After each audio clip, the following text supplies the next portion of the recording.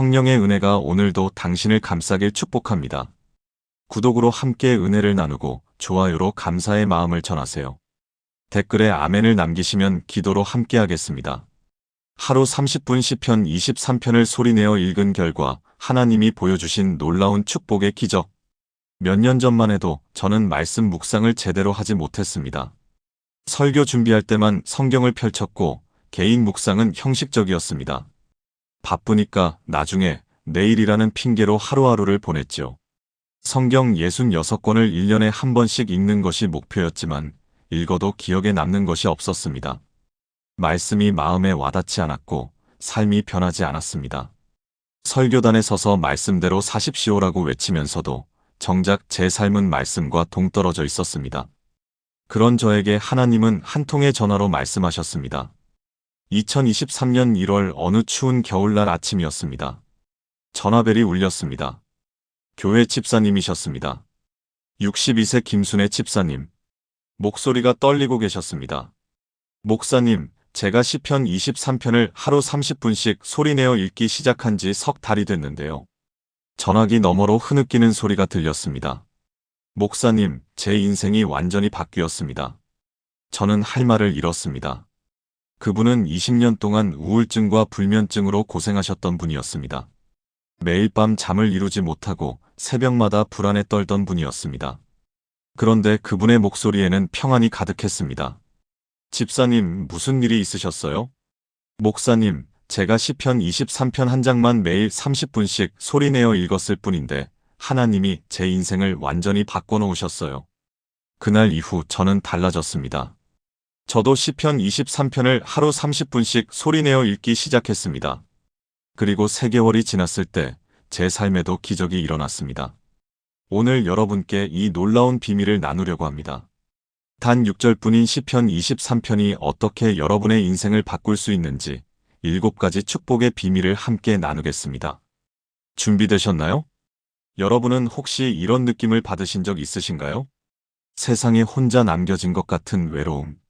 아무도 나를 지켜주지 않는다는 두려움. 내가 알아서 살아야 한다는 막막함. 60대 후반의 박영애 권사님은 자녀들이 모두 결혼해서 독립한 후 이런 감정에 시달렸습니다. 남편은 일찍 세상을 떠났고 자녀들은 각자의 삶이 바빴습니다. 명절에만 잠깐 보는 것이 전부였습니다. 혼자 아파트에서 지내는 시간이 길어질수록 마음속 공허함도 깊어졌습니다.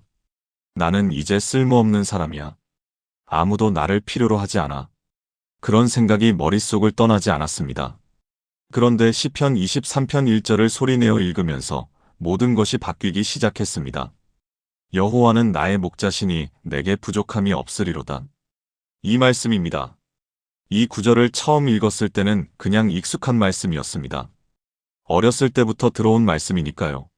하지만 하루 30분 동안 이 구절을 반복해서 소리내어 읽으면서 새로운 깨달음이 왔습니다.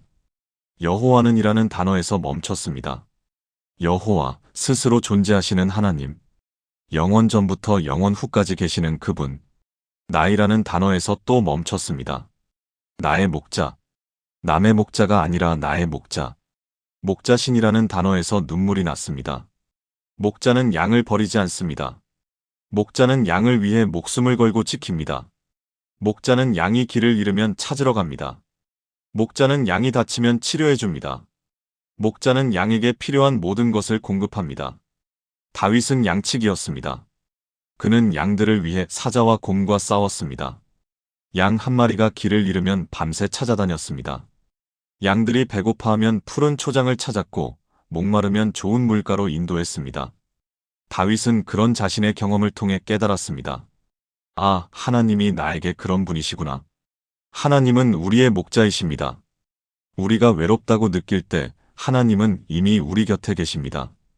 우리가 두렵다고 느낄 때 하나님은 우리를 지키고 계십니다. 우리가 길을 잃었다고 느낄 때 하나님은 우리를 찾고 계십니다. 박영애 권사님은 이 말씀을 매일 30분씩 소리내어 읽으면서 자신이 결코 혼자가 아니라는 것을 깨달았습니다. 처음 일주일은 아무 느낌이 없었습니다. 그냥 의무감으로 읽었습니다. 하지만 2주째 되던 어느 날 아침 갑자기 눈물이 쏟아졌습니다. 여호와는 나의 목자시니를 읽는데 가슴이 뜨거워졌습니다. 아, 하나님이 정말 나의 목자시구나. 내가 혼자가 아니구나. 하나님이 나를 돌보고 계시구나. 그날부터 달라졌습니다. 아침에 눈을 뜨면 제일 먼저 이 말씀이 생각났습니다. 여호와는 나의 목자시니. 외로움이 밀려올 때도 이 말씀이 떠올랐습니다. 여호와는 나의 목자시니. 두려움이 찾아올 때도 이 말씀을 고백했습니다. 여호와는 나의 목자시니. 3개월이 지났을 때 권사님의 삶은 완전히 달라져 있었습니다. 더 이상 외롭지 않았습니다. 하나님이 항상 함께 계신다는 확신이 생겼기 때문입니다. 더 이상 두렵지 않았습니다. 하나님이 자신을 지키신다는 믿음이 생겼기 때문입니다. 이것이 시편 23편을 소리내어 읽는 첫 번째 축복입니다. 여러분도 목자를 만나게 됩니다. 사랑하는 성도님들, 지금 저와 함께 이렇게 기도해 보시겠습니까? 사랑의 하나님 아버지, 오늘 제가 고백합니다. 여호와는 나의 목자이십니다. 저는 더 이상 고아가 아니며 혼자가 아닙니다. 주님이 나의 목자가 되어주시니 나를 돌보시고 지키시며 인도하십니다. 이제 외로움과 두려움을 주님께 맡깁니다. 주님이 나의 목자이심을 믿고 신뢰합니다. 예수님의 이름으로 기도합니다. 아멘. 이 기도를 매일 아침 고백해 보세요. 여러분의 인생에도 이 놀라운 변화가 시작될 것입니다. 자, 이제 두 번째 축복을 나누겠습니다. 우리는 늘 부족함을 느끼며 살아갑니다. 돈이 부족하고, 시간이 부족하고, 능력이 부족하고, 사랑이 부족합니다. 조금만 더 있으면 행복할 텐데. 이것만 있으면 만족할 텐데. 하지만 채워도 만족이 없습니다. 58세 이명숙 집사님은 평생 이런 부족함의 굴레에 갇혀 살았습니다. 남편은 자영업자였고 수입이 불규칙했습니다. 어떤 달은 괜찮았지만 어떤 달은 월세를 내기도 힘들었습니다. 2 자녀를 대학까지 보내느라 빚도 많았습니다. 매일 밤 잠들기 전 걱정이 머릿속을 가득 채웠습니다. 이번 달 카드값은 어떻게 내지? 애들 학비는 어떻게 마련하지? 나이 들어서 아프면 어떡하지? 교회에서는 믿음의 사람으로 보였지만 집에만 오면 불평과 한숨뿐이었습니다. 왜 우리만 이렇게 힘들게 살까? 다른 사람들은 다 잘 사는 것 같은데. 그런데 시편 23편 1절 후반부를 매일 소리내어 읽으면서 마음이 바뀌기 시작했습니다. 내게 부족함이 없으리로다. 처음에는 이 말씀이 현실과 너무 달라 보였습니다. 부족함이 없다고? 나는 온통 부족한데? 하지만 하루 30분씩 이 말씀을 소리내어 읽으면서 새로운 깨달음이 왔습니다. 부족함이 없으리로다는 모든 것을 다 가졌다는 뜻이 아니었습니다. 목자가 있으니 필요한 것을 공급받는다는 뜻이었습니다. 양이 굶주리지 않는 이유는 양이 많은 것을 가져서가 아닙니다. 목자가 필요한 때에 필요한 것을 공급하기 때문입니다. 양이 두려워하지 않는 이유는 양이 강해서가 아닙니다. 목자가 함께 있어서 지켜주기 때문입니다. 이명숙 집사님은 이 말씀을 읽으면서 자신이 가진 것에 눈을 돌리기 시작했습니다. 없는 것을 세는 대신 있는 것을 세기 시작했습니다. 나에게는 건강이 있구나. 나에게는 가족이 있구나. 나에게는 교회가 있구나. 나에게는 하나님이 계시구나. 매일 30분씩 이 말씀을 읽으면서 마음의 감사가 차올랐습니다. 처음 2주는 여전히 부족함만 보였습니다. 하지만 3주째 되던 어느 날 마음의 변화가 왔습니다. 아침에 일어나 시편 23편을 소리내어 읽는데 감사가 터져나왔습니다. 여호와는 나의 목자시니 내게 부족함이 없으리로다. 정말 그렇구나. 하나님이 나의 목자시니 내게 부족함이 없구나. 그날 저녁 남편이 오늘 장사가 안 됐어라고 했을 때도 예전처럼 불안하지 않았습니다. 여보, 괜찮아요. 하나님이 우리 목자시잖아요. 남편이 놀란 표정으로 쳐다봤습니다. 당신이 그런 말을 하다니. 그날부터 집안 분위기가 달라졌습니다. 여전히 돈이 많아진 것은 아니었습니다. 여전히 빚이 있었습니다. 하지만 마음에 평안이 있었습니다. 하나님이 목자시니 부족함이 없다는 확신이 생겼기 때문입니다. 신기하게도 그렇게 마음을 바꾸고 나니 실제로 필요한 것들이 채워지기 시작했습니다. 어려운 순간마다 예상치 못한 곳에서 도움의 손길이 왔습니다. 장사가 안 되던 남편의 가게에 단골 손님이 늘어나기 시작했습니다. 자녀들이 장학금을 받아왔습니다. 5개월이 지났을 때 집사님은 말했습니다. 목사님, 제 통장 잔고는 크게 늘지 않았어요. 하지만 제 마음의 잔고는 넘쳐 흘러요. 이것이 두 번째 축복입니다. 부족함이 사라지고 감사가 넘칩니다. 사랑하는 성도님들, 지금 저와 함께 이렇게 기도해 보시겠습니까? 전능하신 하나님 아버지, 오늘 제가 고백합니다. 여호와는 나의 목자시니 내게 부족함이 없습니다. 제가 가진 것에 감사하며 하나님이 채워주실 것을 신뢰합니다. 더 이상 부족함만 보지 않고 주님이 주신 것에 감사합니다. 주님이 나의 목자시니 필요한 때에 필요한 것을 공급하심을 믿습니다. 예수님의 이름으로 기도합니다. 아멘. 이 고백을 매일 하세요. 여러분의 마음에도 감사가 넘칠 것입니다. 자, 세 번째 축복으로 넘어가겠습니다. 여러분은 지금 어떤 상태이신가요? 몸도 마음도 영혼도 지쳐있지는 않으신가요? 아침에 일어나도 피곤하고 하루 종일 무기력하고 밤에 잠들어도 개운하지 않은 그런 상태 말입니다. 55세 최미영 권사님은 3년 동안 이런 상태로 살았습니다. 남편은 사업 실패 후 우울증에 걸렸고 큰아들은 취업이 안 돼 집에만 있었고 작은 딸은 대학 졸업을 앞두고 진로 고민으로 힘들어했습니다. 권사님은 가족 모두를 챙기느라 자신을 돌볼 시간이 없었습니다. 새벽 기도도 빠지고 말씀 묵상도 제대로 하지 못했습니다. 나중에 여유 생기면 해야지. 하지만 여유는 생기지 않았고 영혼은 점점 더 메말라갔습니다. 어느 날 교회에서 찬양을 부르는데 눈물이 났습니다. 노래는 부르고 있는데 마음이 따라가지 않았습니다. 나는 왜 이렇게 공허할까? 하나님이 정말 나와 함께 계신 게 맞나? 그렇게 방황하던 중 시편 23편 2절을 만났습니다. 그가 나를 푸른 초장에 누이시며 쉴 만한 물가로 인도하시는도다. 이 말씀을 소리내어 읽기 시작했습니다. 처음에는 그저 아름다운 시적 표현으로만 들렸습니다. 하지만 하루 30분씩 반복해서 읽으면서 이 말씀이 살아 움직이기 시작했습니다. 푸른 초장은 단순히 좋은 환경을 의미하는 것이 아니었습니다. 목자가 양을 위해 준비한 최상의 안식처였습니다. 목자는 양들이 잘 자라도록 가장 좋은 풀이 있는 곳을 찾습니다. 목자는 양들이 쉴 수 있도록 안전한 곳을 준비합니다. 목자는 양들이 회복되도록 영양분이 풍부한 곳으로 인도합니다. 하나님은 우리의 목자로서 우리에게도 푸른 초장을 준비하셨습니다. 그 푸른 초장이 무엇일까요? 바로 하나님의 말씀입니다. 시편 1편 2절은 이렇게 말씀합니다. 오직 여호와의 율법을 즐거워하여 그의 율법을 주야로 묵상하는도다. 말씀을 묵상하는 것이 곧 푸른 초장에 눕는 것입니다. 최미영 권사님은 이 깨달음을 얻고 나서 매일 아침 30분을 하나님께 드리기로 결단했습니다. 다른 것은 못해도 시편 23편만큼은 매일 30분씩 소리내어 읽기로 했습니다. 처음 일주일은 너무 힘들었습니다. 남편이 새벽에 깨면 챙겨야 하고 아들이 늦게 자서 아침에 못 일어나면 깨워야 하고 딸의 취업 준비도 챙겨야 했습니다. 하지만 권사님은 이렇게 기도했습니다. 하나님, 제가 30분만 푸른 초장에 눕게 해주세요.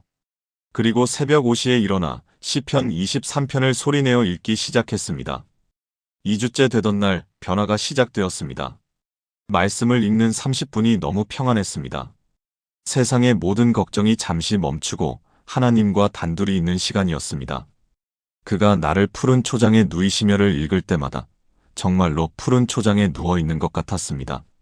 3주째 되던 날 남편이 물었습니다.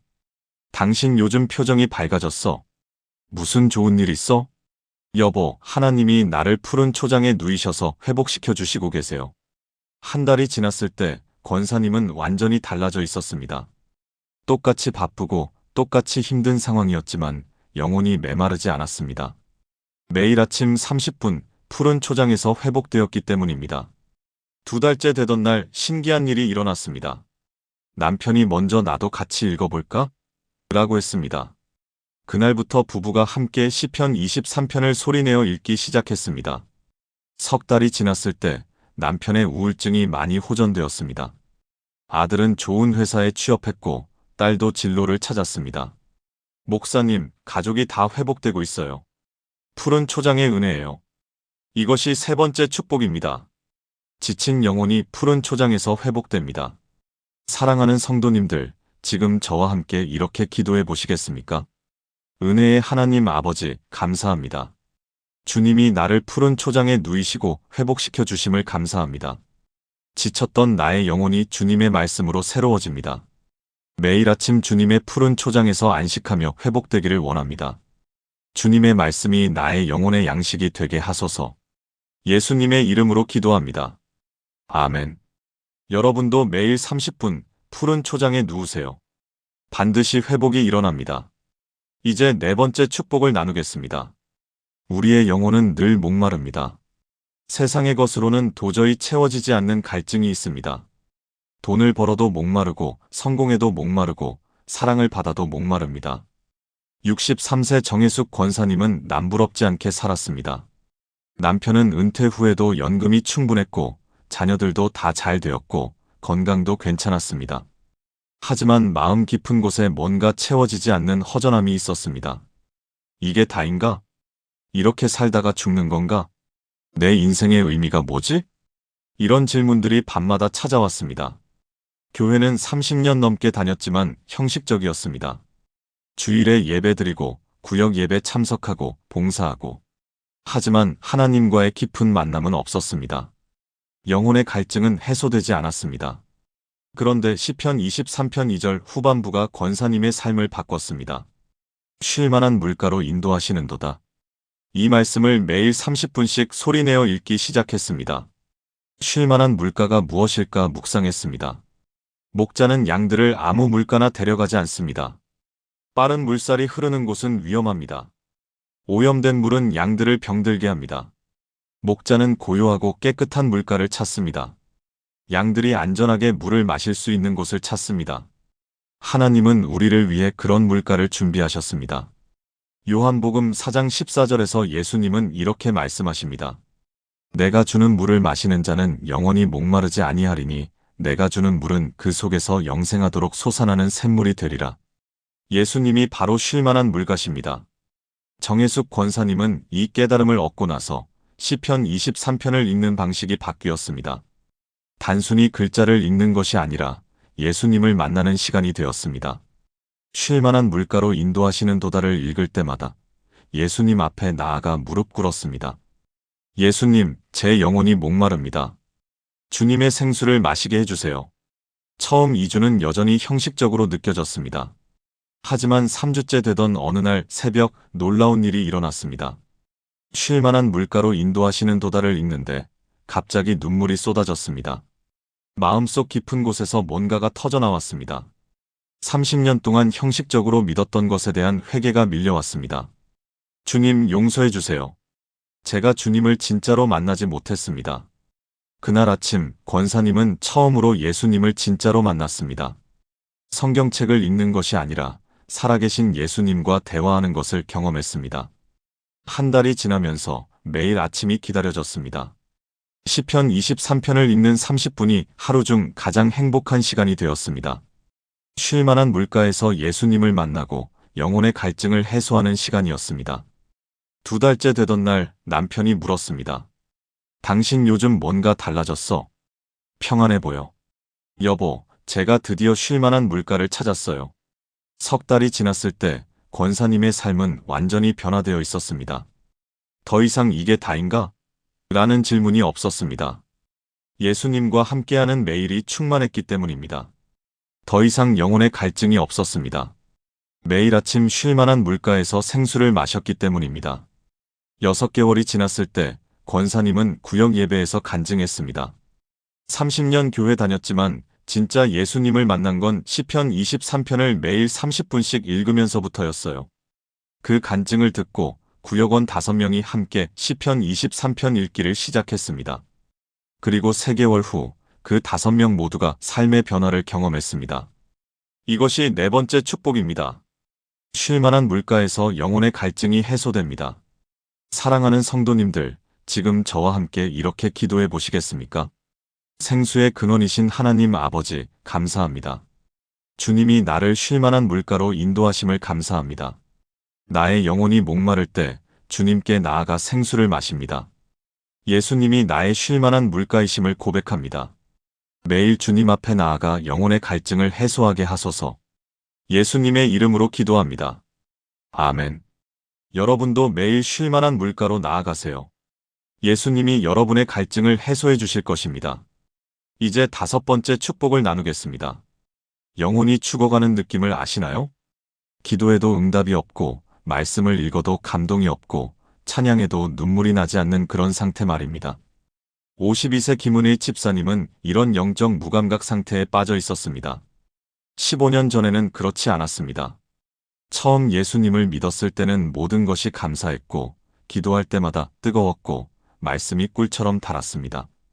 하지만 세월이 지나면서 점점 식어갔습니다. 교회는 다니지만 습관이 되었고, 기도는 하지만 형식이 되었고, 성경은 읽지만 글자만 보였습니다. 내 믿음이 이렇게 식어도 되는 건가? 처음 사랑을 잃어버린 건가? 마음속으로는 변화를 원했지만 방법을 몰랐습니다. 그러던 중 시편 23편 3절을 만났습니다. 내 영혼을 소생시키시고 자기 이름을 위하여 의의 길로 인도하시는도다. 내 영혼을 소생시키시고라는 말씀이 마음에 꽂혔습니다. 소생, 즉 다시 살아난다는 뜻입니다. 죽었던 것이 다시 산다는 것입니다. 김은혜 집사님은 이 말씀을 붙잡고 매일 30분씩 소리내어 읽기 시작했습니다. 하나님, 제 영혼을 소생시켜 주세요. 죽어가는 제 믿음을 다시 살려주세요. 처음 한 달은 아무 변화가 없는 것 같았습니다. 여전히 기도해도 뜨겁지 않았고, 말씀을 읽어도 감동이 없었습니다. 하지만 포기하지 않고 계속 읽었습니다. 내 영혼을 소생시키시고, 내 영혼을 소생시키시고, 5주째 되던 어느 새벽 변화가 시작되었습니다. 시편 23편을 읽는데 갑자기 눈물이 쏟아졌습니다. 어떤 특별한 구절이 아니라 전체 말씀이 살아 움직이는 것을 느꼈습니다. 여호와는 나의 목자시니를 읽는데 하나님이 정말 나의 목자시라는 확신이 왔습니다. 내게 부족함이 없으리로다를 읽는데 정말 부족함이 없다는 평안이 왔습니다. 내 영혼을 소생시키시고를 읽는데 정말로 영혼이 소생되는 것을 느꼈습니다. 그날 이후로 달라졌습니다. 기도할 때 예전의 뜨거움이 돌아왔습니다. 말씀을 읽을 때 감동이 밀려왔습니다. 찬양할 때 눈물이 났습니다. 2달이 지났을 때 집사님은 완전히 변화되어 있었습니다. 주일 예배 시간이 기다려졌습니다. 새벽 기도회에 빠지지 않고 나갔습니다. 성경 읽기가 즐거웠습니다. 남편이 놀라워했습니다. 당신 요즘 완전히 달라졌어. 마치 처음 교회 다니던 때로 돌아간 것 같아. 여보, 하나님이 제 영혼을 소생시켜 주셨어요. 3달이 지났을 때 더 놀라운 일이 일어났습니다. 집사님의 변화를 본 언니가 나도 그렇게 해볼래라고 했습니다. 언니는 20년 동안 교회를 떠나 있었습니다. 하지만 동생의 변화를 보고 다시 교회로 돌아왔습니다. 그리고 함께 시편 23편을 매일 30분씩 읽기 시작했습니다. 6개월이 지났을 때 언니도 완전히 변화되었습니다. 동생아, 하나님이 내 영혼도 소생시켜 주셨어. 이것이 5번째 축복입니다. 죽었던 영혼이 다시 살아납니다. 사랑하는 성도님들, 지금 저와 함께 이렇게 기도해 보시겠습니까? 생명의 하나님 아버지, 간절히 기도합니다. 나의 영혼을 소생시켜 주소서. 식어버린 나의 믿음을 다시 뜨겁게 하시고 죽어가던 나의 영을 다시 살리소서. 처음 사랑을 회복하게 하시고 주님을 향한 열정을 다시 부어주소서. 주님의 이름을 위하여 의의 길로 인도하소서. 주님만이 나의 영혼을 소생시키실 수 있음을 믿습니다. 예수님의 이름으로 기도합니다. 아멘. 여러분의 영혼도 반드시 소생될 것입니다. 이제 6번째 축복을 나누겠습니다. 인생을 살다 보면 사망의 음침한 골짜기를 지날 때가 있습니다. 질병, 사별, 실패, 좌절, 배신, 절망. 이런 순간에 우리는 너무나 두렵습니다. 65세 박정순 권사님은 암 진단을 받았습니다. 위암 3기. 의사는 빨리 수술해야 합니다라고 했습니다. 그날 밤 권사님은 잠을 이룰 수 없었습니다. 내가 죽는 건가? 이제 끝인가? 가족들은 어떻게 하지? 두려움이 밀려왔습니다. 죽음의 공포가 엄습했습니다. 다음 날 아침 권사님은 평소처럼 시편 23편을 읽었습니다. 매일 30분씩 읽던 습관이 있었기 때문입니다. 그런데 그날은 사절이 다르게 들렸습니다. 내가 사망의 음침한 골짜기로 다닐지라도 해를 두려워하지 않을 것은 주께서 나와 함께 하심이라. 주의 지팡이와 막대기가 나를 안위하시나이다. 사망의 음침한 골짜기로 다닐지라도. 이 말씀이 가슴에 박혔습니다. 다닐지라도라는 표현을 주목했습니다. 머문다가 아니라 다닌다입니다. 골짜기는 통과하는 곳이지 머무는 곳이 아니었습니다. 해를 두려워하지 않을 것은 주께서 나와 함께 하심이라. 이 말씀이 평안을 주었습니다. 주께서 나와 함께 하신다. 혼자가 아니다.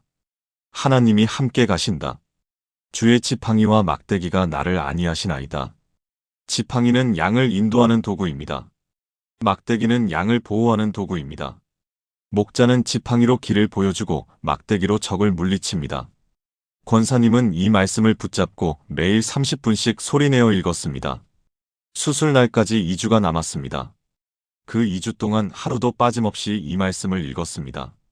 내가 사망의 음침한 골짜기로 다닐지라도 해를 두려워하지 않을 것은 주께서 나와 함께 하심이라. 처음 3일은 여전히 두려웠습니다. 하지만 일주일이 지나면서 마음의 평안이 찾아왔습니다. 하나님이 나와 함께 가신다. 이 골짜기를 통과할 것이다. 하나님의 지팡이와 막대기가 나를 안위하신다. 수술 전날 밤 권사님은 깊은 잠을 잤습니다. 다른 환자들은 불안해서 잠을 못 잤지만 권사님은 평안했습니다. 수술 당일 아침 수술실로 들어가면서도 권사님은 시편 23편 4절을 암송했습니다. 내가 사망의 음침한 골짜기로 다닐지라도 해를 두려워하지 않을 것은 주께서 나와 함께 하심이라. 수술은 성공적이었습니다. 의사도 놀라워했습니다. 생각보다 상태가 좋습니다. 전이도 거의 없고요. 회복 기간 동안에도 권사님은 매일 30분씩 시편 23편을 읽었습니다. 한 달 후 퇴원했습니다. 석 달 후 검사 결과 암이 완전히 사라졌습니다. 의사가 기적입니다라고 했습니다. 하지만 권사님은 알고 있었습니다. 이것은 기적이 아니라 하나님의 약속이었다는 것을. 사망의 음침한 골짜기를 다녔지만 하나님이 함께 하셔서 통과했다는 것을. 6개월 후 권사님은 교회에서 간증했습니다. 저는 암보다 두려움이 더 무서웠습니다. 하지만 시편 23편 4절이 저를 살렸습니다. 그 간증을 듣고 같은 병원에서 치료받던 다른 암 환자 3명이 교회로 나왔습니다. 그리고 함께 시편 23편을 읽기 시작했습니다. 1년 후 그 3명 모두 완치되었습니다. 의사들은 놀라워했지만 그들은 알고 있었습니다. 하나님이 함께 하시면 사망의 골짜기도 통과할 수 있다는 것을. 이것이 6번째 축복입니다. 사망의 골짜기에서도 두려움이 사라집니다. 사랑하는 성도님들, 지금 저와 함께 이렇게 기도해 보시겠습니까? 임마누엘의 하나님 아버지, 감사합니다. 제가 사망의 음침한 골짜기로 다닐지라도 주께서 나와 함께 하시니 해를 두려워하지 않습니다. 주님의 지팡이와 막대기가 나를 안위하심을 믿습니다. 어떤 골짜기도 통과할 것이며 주님이 인도하시는 대로 갈 것입니다. 두려움 대신 믿음을, 절망 대신 희망을 주소서. 예수님의 이름으로 기도합니다. 아멘. 여러분도 반드시 골짜기를 통과할 것입니다. 이제 7번째, 마지막 축복을 나누겠습니다. 시편 23편의 마지막 2절은 우리에게 평생의 축복을 약속합니다. 70세 강순자 권사님은 평생 고생만 하며 살았습니다. 가난한 집에서 태어나 어렵게 공부하고 힘들게 결혼했고 자녀들을 키우느라 허리가 휘었습니다. 남편은 성실했지만 돈을 많이 벌지 못했고 자녀들도 평범하게 살았습니다. 70평생을 돌아보면 특별히 좋은 일이 없었습니다. 내 인생은 그저 그랬어. 남들처럼 복받고 살았으면 좋았을 텐데. 이런 생각이 자주 들었습니다. 하지만 시편 23편 5에서 6절을 매일 30분씩 소리내어 읽으면서 생각이 완전히 바뀌었습니다. 주께서 내 원수의 목전에서 내게 상을 차려주시고 기름을 내 머리에 부으셨으니 내 잔이 넘치나이다. 내 평생의 선하심과 인자하심이 반드시 나를 따르리니 내가 여호와의 집에 영원히 살리로다. 내 평생의 선하심과 인자하심이 반드시 나를 따르리니. 이 말씀이 마음에 꽂혔습니다. 따르린이라는 표현을 주목했습니다. 내가 쫓아가는 것이 아니라 선하심과 인자하심이 나를 따라온다는 것입니다. 내가 노력해서 붙잡는 것이 아니라 하나님이 먼저 주시는 것입니다. 그리고 반드시라는 단어가 있습니다. 어쩌면이 아니라 반드시입니다. 확실한 약속입니다. 강순자 권사님은 70년 인생을 되돌아보기 시작했습니다. 가난했지만 굶지 않았습니다. 힘들었지만 견딜 수 있었습니다. 병들었지만 치료받았습니다. 외로웠지만 교회가 있었습니다. 절망했지만 희망이 왔습니다. 아, 선하심과 인자하심이 나를 따라왔구나. 내가 몰랐을 뿐 하나님은 늘 나와 함께 하셨구나. 매일 아침 시편 23편을 읽으면서 인생의 각 순간마다 하나님의 선하심과 인자하심이 있었다는 것을 깨달았습니다. 20대에 결혼할 때 좋은 배우자를 만나게 하신 것, 30대에 자녀를 키울 때 건강을 지켜주신 것, 40대에 경제적으로 어려울 때 필요를 채워주신 것, 50대에 자녀들이 방황할 때 다시 돌아오게 하신 것, 60대에 몸이 아플 때 치료받게 하신 것, 70대인 지금 평안을 주신 것, 모든 것이 하나님의 선하심과 인자하심이었습니다. 한 달이 지났을 때 권사님은 감사가 넘쳤습니다. 하나님 감사합니다. 제 평생의 선하심과 인자하심이 따랐습니다. 두 달이 지났을 때 권사님은 교회에서 간증했습니다. 70년을 돌아보니 한순간도 하나님이 저를 떠나신 적이 없었습니다. 석 달이 지났을 때 놀라운 일이 일어났습니다. 권사님의 간증을 듣고 교회의 20에서 30대 청년들이 감동받았습니다. 저도 그렇게 살고 싶어요. 70년 후에 그런 고백을 하고 싶어요. 청년 10명이 권사님께 찾아와 함께 시편 23편을 읽고 싶습니다라고 했습니다. 그날부터 매주 토요일 아침 권사님과 청년들이 함께 모여 시편 23편을 읽기 시작했습니다. 6개월이 지났을 때 그 청년들의 삶이 변화되기 시작했습니다. 불평이 감사로 바뀌었습니다. 불안이 확신으로 바뀌었습니다. 절망이 희망으로 바뀌었습니다. 1년이 지났을 때 그 모임이 30명으로 늘어났습니다. 시편 23편 아침 모임이라는 이름이 붙었습니다. 그리고 지금 그 모임은 100명이 넘습니다. 모두가 매일 아침 30분씩 시편 23편을 소리내어 읽습니다.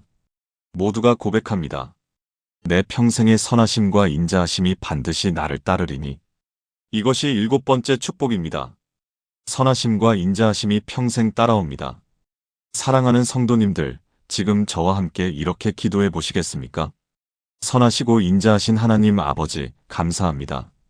제 평생의 주님의 선하심과 인자하심이 반드시 저를 따릅니다. 과거를 돌아보니 주님의 은혜가 가득했고, 현재를 보니 주님이 함께 하시며, 미래를 바라보니 주님의 약속이 확실합니다. 주께서 내 원수의 목전에서 내게 상을 차려주시고 기름을 내 머리에 부으셨으니 내 잔이 넘칩니다. 내가 여호와의 집에 영원히 살기를 원합니다. 예수님의 이름으로 기도합니다. 아멘. 여러분의 평생에도 이 축복이 임할 것입니다. 지금까지 나눈 7가지 축복을 하나의 기도로 드리겠습니다. 함께 기도하시겠습니까?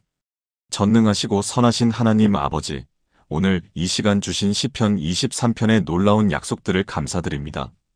주님이 나의 목자가 되어주시고 내게 부족함이 없게 하시며 푸른 초장에 누이시고 쉴만한 물가로 인도하시며 내 영혼을 소생시키시고 사망의 골짜기에서도 함께 하시며 선하심과 인자하심으로 평생 따르게 하심을 감사합니다. 저는 고백합니다. 여호와는 나의 목자시니 내게 부족함이 없습니다. 그가 나를 푸른 초장에 누이시며 쉴만한 물가로 인도하십니다. 내 영혼을 소생시키시고 자기 이름을 위하여 의의 길로 인도하십니다. 내가 사망의 음침한 골짜기로 다닐지라도 해를 두려워하지 않을 것은 주께서 나와 함께 하심이라. 주의 지팡이와 막대기가 나를 안위하십니다. 주께서 내 원수의 목전에서 내게 상을 차려주시고 기름을 내 머리에 부으셨으니 내 잔이 넘칩니다. 내 평생의 선하심과 인자하심이 반드시 나를 따르리니 내가 여호와의 집에 영원히 살겠습니다. 오늘부터 저와 제 가족이 매일 아침 이 말씀으로 하루를 시작하게 하소서. 이 말씀을 하루 30분씩 소리내어 읽으며 주님의 음성을 듣고 주님의 임재를 경험하게 하소서. 이 말씀이 우리 삶의 반석이 되게 하시고 우리 가정의 보호의 울타리가 되게 하소서. 두려움 대신 평안을, 불안 대신 확신을, 절망 대신 희망을, 불평 대신 감사를 주소서. 우리의 영혼을 날마다 소생시키시고 의의 길로 인도하소서. 사망의 골짜기를 지날 때도 주님이 함께 하시니 담대히 나아가게 하소서. 주님의 선하심과 인자하심이 우리를 평생 따르게 하시고 우리가 여호와의 집에 영원히 살게 하소서. 이 모든 것이 주님의 확실한 약속이심을 믿고 신뢰하며 의지합니다. 살아계신 예수 그리스도의 이름으로 기도합니다. 아멘. 사랑하는 성도님들, 오늘 우리는 시편 23편에 담긴 7가지 놀라운 축복을 함께 나누었습니다. 첫째, 목자를 만나면 고와 같던 인생이 끝납니다. 둘째, 부족함이 사라지고 감사가 넘칩니다. 셋째, 지친 영혼이 푸른 초장에서 회복됩니다. 넷째, 쉴만한 물가에서 영혼의 갈증이 해소됩니다. 다섯째, 죽었던 영혼이 다시 살아납니다. 여섯째, 사망의 골짜기에서도 두려움이 사라집니다. 일곱째, 선하심과 인자하심이 평생 따라옵니다. 이 모든 축복이 단 6절의 말씀 속에 담겨 있습니다. 그리고 이 축복을 경험하는 방법은 놀랍도록 단순합니다. 하루 30분, 시편 23편을 소리내어 읽는 것입니다. 오늘부터 시작해 보시겠습니까? 매일 아침 30분 또는 자신에게 가장 좋은 시간에 30분을 하나님께 드리세요. 시편 23편 6절을 천천히 소리내어 반복해서 읽으세요. 처음 일주일은 아무 느낌이 없을 수도 있습니다. 하지만 포기하지 마세요. 2주, 3주, 한 달이 지나면서 반드시 변화가 시작됩니다. 김순애 집사님처럼 20년 우울증이 치유될 수 있습니다. 박영애 권사님처럼 외로움이 사라질 수 있습니다. 이명숙 집사님처럼 감사가 넘칠 수 있습니다. 최미영 권사님처럼 가족이 회복될 수 있습니다. 정혜숙 권사님처럼 예수님을 진짜로 만날 수 있습니다. 김은혜 집사님처럼 영혼이 소생될 수 있습니다. 박정순 권사님처럼 사망의 골짜기를 통과할 수 있습니다. 강순자 권사님처럼 인생을 감사로 돌아볼 수 있습니다. 여러분의 인생에도 이 놀라운 기적이 일어날 것입니다. 오늘 이 말씀으로 시작하는 분이 계시다면 아래 댓글에 아멘, 오늘부터 시작합니다라고 남겨주세요. 여러분의 다짐이 다른 분들에게도 용기가 될 것입니다. 그리고 이 영상이 도움이 되셨다면 좋아요 버튼을 눌러주시고 더 많은 분들이 이 축복을 경험할 수 있도록 공유해주세요. 구독과 알림 설정도 부탁드립니다. 여러분 모두에게 하나님의 풍성한 은혜와 평강이 함께 하기를 축복합니다. 여호와는 여러분의 목자시니 여러분에게 부족함이 없을 것입니다. 주님이 여러분을 푸른 초장에 누이시고 쉴만한 물가로 인도하실 것입니다. 여러분의 영혼을 소생시키시고 의의 길로 인도하실 것입니다. 사망의 음침한 골짜기를 지날 때도 주님이 함께 하실 것입니다. 여러분의 평생의 선하심과 인자하심이 반드시 따를 것입니다. 감사합니다. 하나님의 사랑과 은혜가 여러분 모두와 함께 하시기를 축복하며 기도합니다. 샬롬.